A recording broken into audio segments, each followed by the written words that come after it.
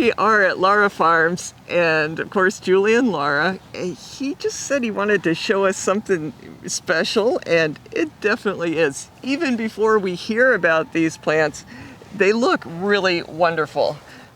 Behind us, well, why don't you take it? We talk about what these trees are and their history and why you're growing them. Okay, well, you know, everybody loves persimmons. At least I love persimmons. I love going to Publix and seeing them and eating them. And, you know, the crunchy ones are awesome. Those are the non-astringent ones. And these are the astringent ones, unfortunately. But when you let them ripe and get soft like a tomato, they're so sweet and they're delicious. They're like eating a star apple, but probably even better. This is a very nice fruit. It's native to Japan, but this variety was developed in Israel. It's called Triumph, and it was developed for the more tropical environment, like in Israel, or dry, like desert environment where it's hot most of the year, and here in South Florida. So this, back in the days, 20 years ago, when I planted these, I wanted persimmons here at the nursery, and the only person who had persimmons was Excalibur Nursery, was Richard Wilson. And he had some trees in 7 or 15 gallons, and he wanted over $200 for them. And I was like, let's do it. I want to get at least 3 trees put in the ground, just bite the bullet one time, and so we can have it. But my dad wouldn't hear of it. He said, no, don't you dare do that. It's too much money. It's ridiculous. But, I ended up finding a way. I had Bill Lassard, who passed away, I think it was this year, and he was just so nice to me and to my family. And he had persimmon. He had the Triumph persimmon, and he was telling me how good it was for this area. And his tree was just tall and full of fruit. I mean, it was just amazing. I couldn't believe how much fruit it had. And he told me that I have to graft it on the Virginiana, which is the native persimmons to North America.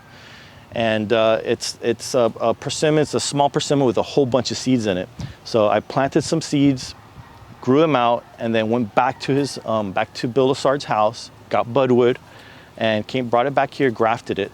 And the ones that took, I planted. So we have like 1, 2, 3, 4, 5, 6 that I planted. And little by little, they started growing. And as soon as they got, about this tall, they started fruiting for me. And ever since, every year, they never disappointed. They make more and more and more and more. And it's just, got to the point where we have them like this, just like when I got it from Bill Lassard back in the year 2000 or something. And if we want to take a closer look, I don't know if you want to try this, Chris. I usually wait until they get nice and red, like this guy right here. And you can eat the skin on this, just like an apple, no problem. It doesn't bother you at all, it falls apart. And we got a perfectly ripe persimmon here.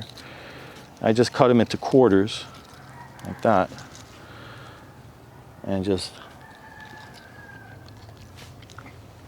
I don't have to spray them, I don't have to fertilize them. I just have them on a drip line, and they get water every day. I dug a nice deep hole for them so the water can filter past the roots. And I got really good results. I tried planting fuyu and hachia, no success. The same treatment.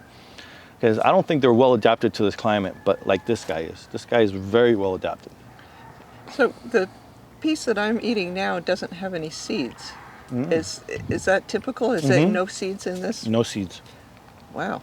No seeds. That's another reason why I had to use the Virginiana rootstock, because they're compatible and they have seeds.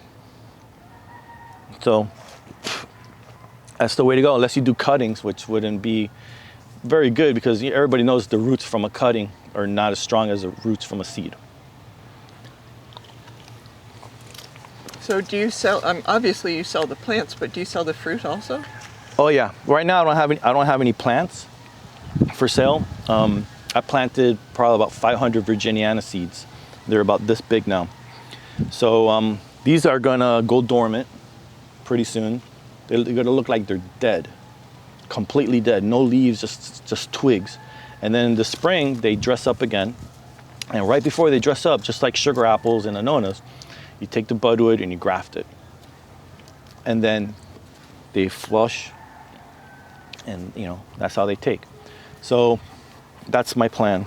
So hopefully in 2022, mid or late 2022, I'll have a whole bunch of trees ready to go. And as far as the fruit, I do sell the fruit on my website, larafarmsmiami.com. It's on there right now. So if you guys want to buy some, you can just go on the page and you'll find it.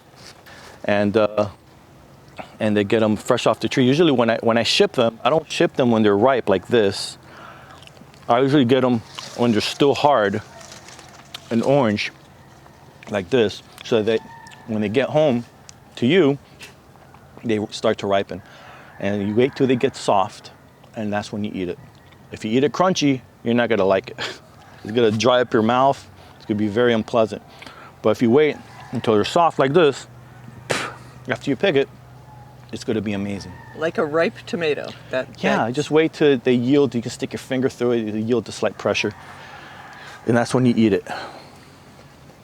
So, South Florida persimmon, is it what it is? I don't know. There's a South Florida persimmon out there. I don't know if it's the same thing as Triumph.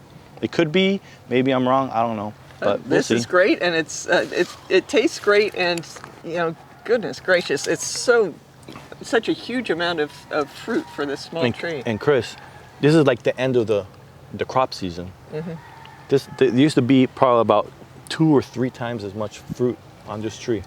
Not too long ago, maybe like a couple of months ago or a month ago, it had a lot more fruit on it. It's amazing how much it makes, and it doesn't disappoint. Every year, it's just the same thing or more, because the tree gets bigger. So, Julian, one request: save me a plant. Don't worry, you're the first one that's going to get one.